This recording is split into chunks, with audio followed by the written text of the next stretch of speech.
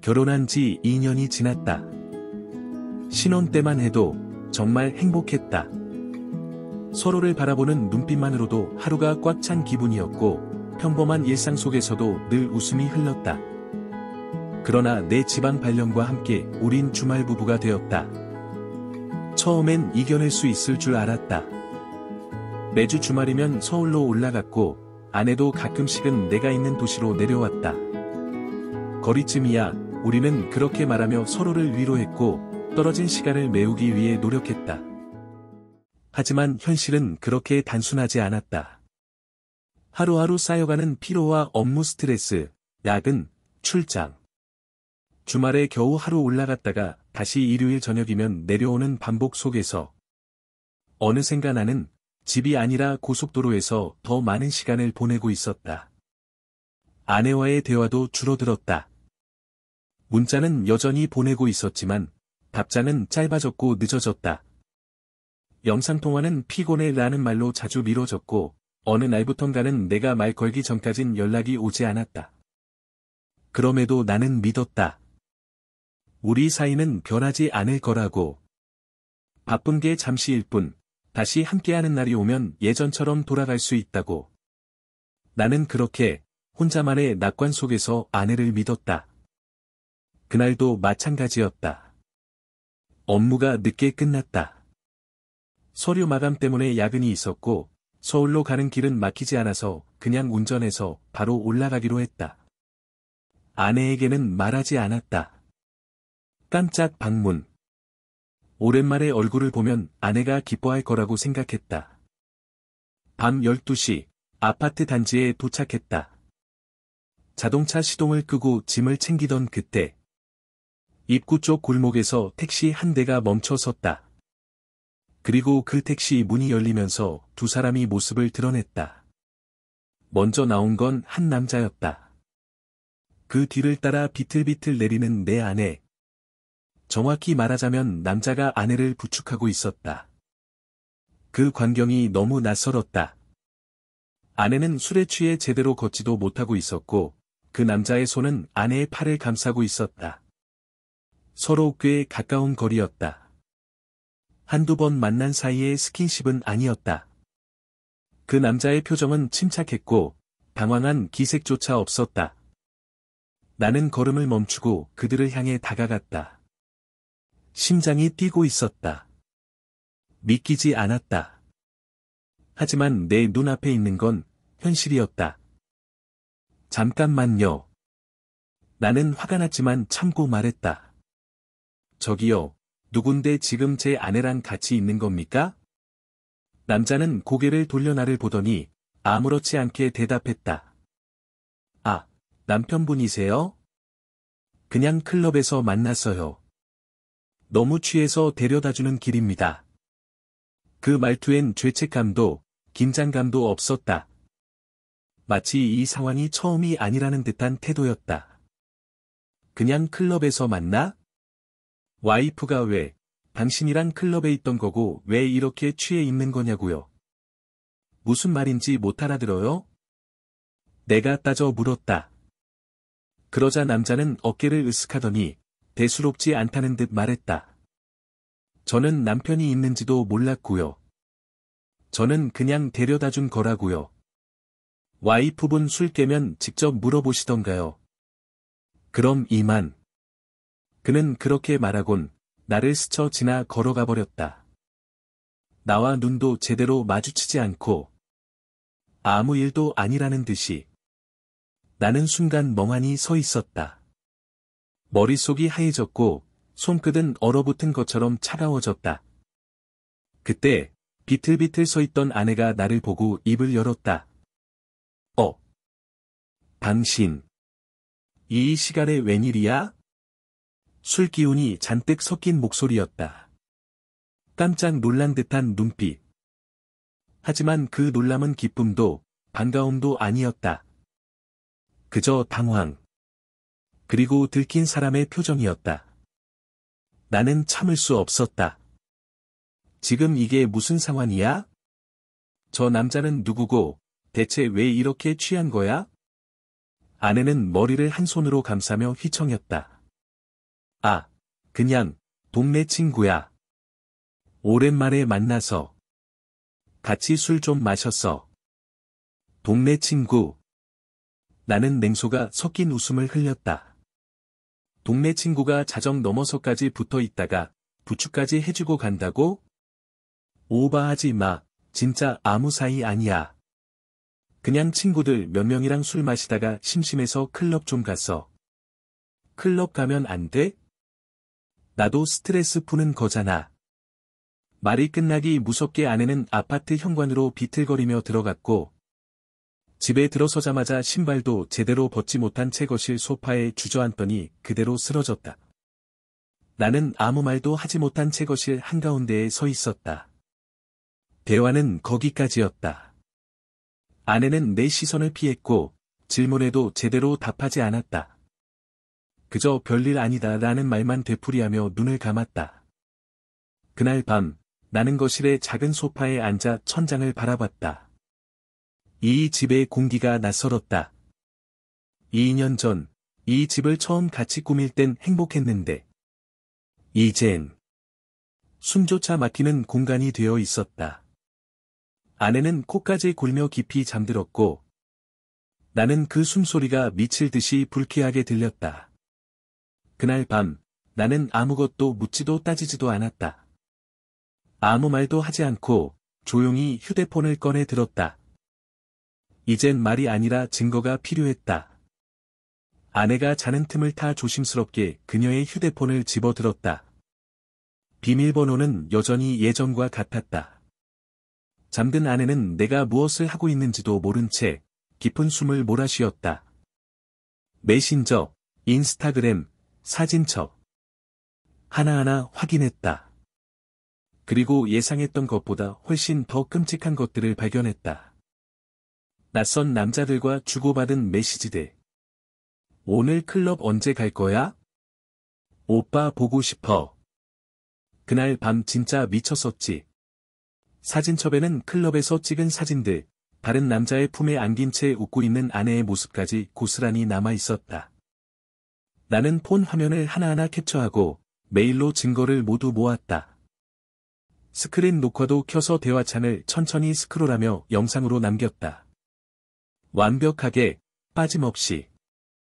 그 순간, 내 마음속에서 뭔가 뚝 하고 부러지는 소리가 났다. 이제 남은 건 단 하나였다. 끝까지, 아주 처참하게 무너뜨리는 것. 그 다음날 아침. 아내는 아무 일 없던 사람처럼 일어나 오늘 아침 뭐 먹지? 라며 웃었다. 나는 그 미소를 보며 똑같이 웃어주었다. 하지만 속으로는 어젯밤 일이 기억이 나지 않느냐며 따지고 싶었지만 참았다. 그리고 아내를 어떻게 끝장낼지 계획을 세웠다. 먼저 출근하자마자 회사 근처 이혼 전문 변호사 사무실을 찾았다. 모든 증거를 제출했고, 변호사는 단호하게 말했다. 이 정도면 위자료는 물론이고, 상대방에게도 손해배상 청구 가능합니다. 그리고 혹시 모를 대비를 위해, 아내가 다시 불륜을 저지를 수 있는 상황을 자연스럽게 유도했다. 와이프 모르게 차량 블랙박스와 집안 CCTV를 설치했다. 2주 뒤, 모든 준비가 끝난 어느 날. 나는 아내에게 금요일 낮에 올라간다고 연락하고, 미리 집에 가서 아내를 기다렸다. 그리고 아내가 돌아오자마자 나는 서류를 내밀었다. 이건 이혼 서류야. 변명은 필요 없어. 아내는 처음엔 오리발을 내밀었다. 왜 이래? 설마 저번에 그 남자 때문에 그러는 거야? 오해야. 진짜야. 내가 뭘 어쨌다고. 나는 준비해둔 파일을 던져주었다. 클럽 사진들, 남자들과의 메시지 내역, 그날 밤 영상까지. 아내의 얼굴이 점점 하얗게 질려갔다. 말을 더듬기 시작했고, 결국 울면서 매달렸다.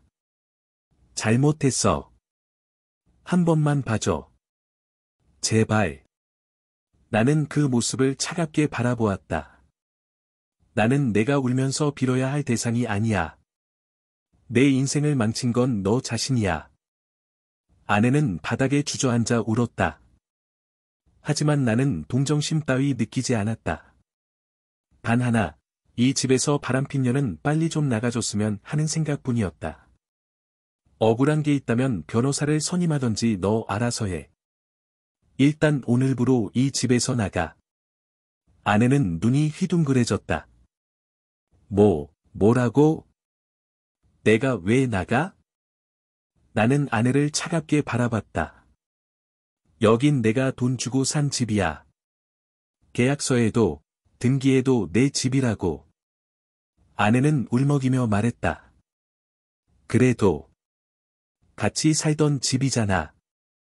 이런 식으로 나가라고 하면 어떡해? 나는 피식 웃었다. 바람핀 주제에 왜 뻔뻔하게 여기 계속 있을 생각을 해? 아내는 입술을 떨며 고개를 숙였다. 하지만 나는 더 봐줄 생각이 없었다. 오늘 안으로 짐 챙겨. 내일까지 정리 안 하면 법적으로 처리할 거야. 나는 아내의 가방을 현관 앞으로 던지듯 내놨다. 아내는 울면서 내 뒷모습을 붙잡으려 했지만 나는 고개조차 돌리지 않았다. 그날 밤, 아내는 결국 짐을 싸서 나갔다. 말없이 현관문을 닫는 소리만 들렸다. 그리고 그 이후로 이 집은 다시 조용해졌다. 나는 곧바로 변호사를 찾았다. 이혼 소송 접수. 아내가 명백히 잘못한 만큼 위자료 청구까지 같이 진행했다. 시간은 걸리겠지만 끝까지 가기로 마음먹었다. 아내는 처음에는 버텨보려 했던 것 같았다. 메시지로 진짜 미안해, 다시 시작할 수 없겠냐고 보내왔다. 하지만 답장은 하지 않았다. 내 인생에 다시 끼어들 기회는 주지 않기로 했다. 며칠 후, 지인 통해 소문을 들었다. 아내는 회사는 계속 다니고 있었다. 하지만 모아둔 돈은 별로 없었는지 서울 외곽 쪽 오래된 빌라 월세방으로 이사했다고 했다. 짐도 제대로 못 꾸리고 나갔는지 친구 집에 얹혀 살다 겨우 방 구했다는 얘기도 들었다. 처음 그 얘기를 들었을 때 딱히 아무 감정도 없었다. 안쓰럽지도 통쾌하지도 않았다. 그냥 그럴 만한 결과라고 생각했다. 처음 그 얘기를 들었을 때 딱히 아무 감정도 없었다. 안쓰럽지도 통쾌하지도 않았다. 그냥 그럴 만한 결과라고 생각했다. 그리고 문득 깨달았다. 지금 이 집에 계속 남아 있을 이유도 없다는 걸. 나는 이미 지방에서 일하고 있었다. 주말마다 일부러 이곳을 지키려 했던 건 어쩌면 마지막 남은 미련 때문이었을지도 모른다. 이제는 그럴 필요가 없었다. 정들었던 집안을 천천히 정리했다. 필요한 물건은 싹 다 챙기고 나머지는 버렸다. 그리고 부동산에 매물을 내놓았다. 며칠 뒤 모든 걸 비운 집을 돌아보며 나는 조용히 현관문을 닫았다. 지방으로 내려간 지 몇 달 뒤 변호사에게서 연락이 왔다. 이혼 소송이 정리됐다는 소식이었다. 법원은 아내의 명백한 책임을 인정했다. 내가 제출한 증거들은 충분했다. 아내는 위자료를 지급하기로 판결받았다. 금액이 크진 않았지만 중요한 건 돈이 아니었다. 법적으로, 공식적으로 우린 끝났다는 사실이었다. 변호사 사무실에서 마지막 서류에 도장을 찍으면서 나는 잠깐 멍하니 서 있었다. 긴 싸움이었지만 결국 여기까지 왔다. 문밖을 나오면서 나는 핸드폰을 꺼내 아내의 번호를 지웠다. 남아있던 사진, 문자, 기록도 전부 삭제했다. 그날 밤 술 한 잔을 마시고 나서 핸드폰을 보니 부모님한테 메시지가 와 있었다. 고생했다. 앞으로는 내 인생만 생각해라. 힘든 일 다 지나갔다. 새 출발해라, 아들. 짧은 문자였지만 그 안에 담긴 따뜻함이 그대로 전해졌다. 조금 뒤엔 친구들한테도 연락이 왔다. 야, 이제 너만 생각하고 살아. 고생했다. 진작 잘났어야 했어. 앞으로 좋은 일만 있을 거다. 오랜만에 핸드폰을 보면서 웃었다. 모든 게 다 끝난 건 아니었다. 아직 이혼 소송 정리한 여운도 남아 있었고, 앞으로 다시 사람을 믿는다는 게 쉽지는 않을 거였다. 하지만 확실한 건 하나였다.